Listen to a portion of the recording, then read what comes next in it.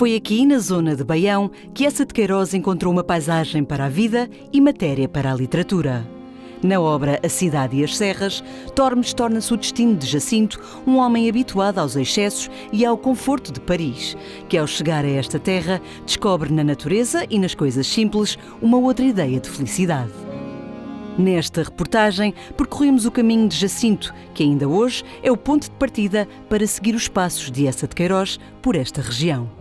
Quando se faz o caminho de Jacinto, ainda é possível identificar tudo aquilo que ele descreve ao nível de fauna e flora, os cheiros que ele descreve, tudo isso ainda está muito presente nesta natureza. A Cidade e as Serras é a fase final da obra do escritor, porque ele vem cá em 1892 e acaba por morrer a 16 de agosto de 1900. Mas essa obra, de certa forma, mostra uma nova fase do Eça, em que ele percebe que a verdadeira felicidade está nas coisas simples da vida e no contacto com a natureza. O Eça tinha intenções de recuperar esta casa e instalar-se cá com a família, o que nunca aconteceu, uma vez que ele morreu muito novo. No fundo, esta casa mostra-nos aquilo que era a vida cotidiana do Eça, porque aqui nós temos todas as peças e o espólio que veio da Casa de Paris e que mostra um bocadinho como é que o escritor vivia, o tipo de decoração que tinha. Mostra-nos que era um escritor com algum requinte, porque a decoração da casa mostra isso mesmo. As próprias cartas que nós temos no nosso arquivo o descrevem, portanto ele vivia com requinte, era uma pessoa que gostava de viver bem, de comer bem, de se vestir bem, portanto tudo isso é transmitido não só pelos objetos que temos cá, mas também pela documentação que temos no nosso arquivo documental. Estamos agora na sala de estar e tem aqui alguns objetos que são muito característicos do Eça. Falamos destes monóculos, que, ao que a Anabela me estava a explicar, não era por necessidade, mas sim por uma questão de estilo. Sim. Até porque ele só usava um, portanto, à partida não era mesmo uma questão de necessidade, mas no fundo acaba por se tornar a imagem de marca de Eça de Queiroz e toda a gente associa o monóculo ao Eça de Queiroz. Portanto, esta é a cama, fazia parte do conjunto mobiliário da cama do escritor, existia uma outra. É uma cama estreita porque naquela altura eles entendiam que dormir deitado atraía mais rápido a morte e então dormiam quase sentados com umas almofadas grandes atrás das costas, daí o tamanho da cama.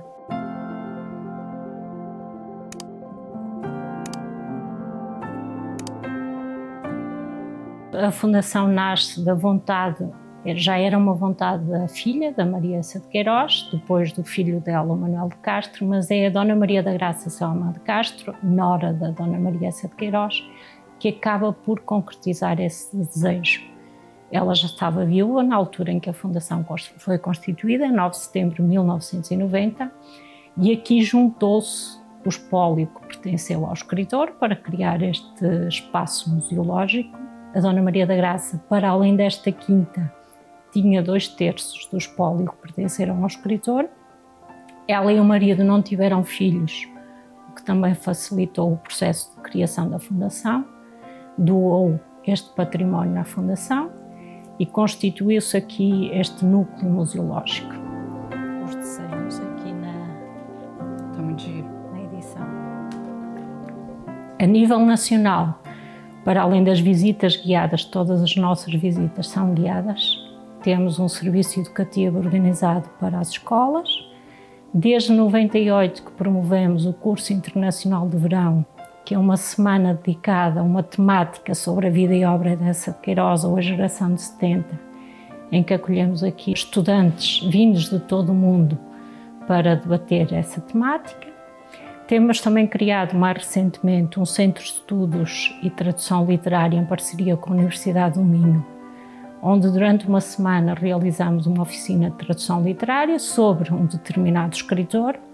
Os tradutores trabalham esse escritor durante a semana e ao final da semana o escritor junta-se aos tradutores para debater a problemática da tradução, sendo que esse encontro normalmente é aberto ao público. Depois realizamos conferências, palestras com entidades que nos pedem essa colaboração.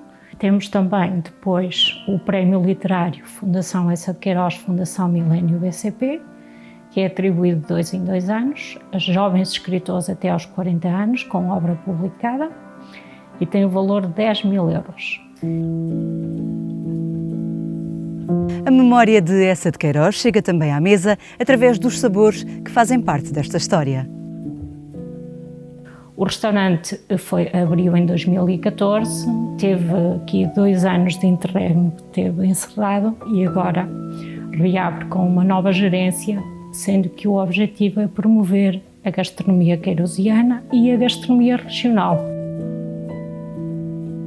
Essa descreve tantas coisas a nível gastronómico, qualquer coisa encaixa naquilo que é a descrição que ele faz a nível de comeres e beberes. No caso de Tormes, o prato que é quase obrigatório, o arroz com favas, acompanhado com frango alourado, canja de galinha ou creme queimado, uma vez que é a refeição que o escritor faz quando vem cá pela primeira vez e que descreve na cidade de Serras.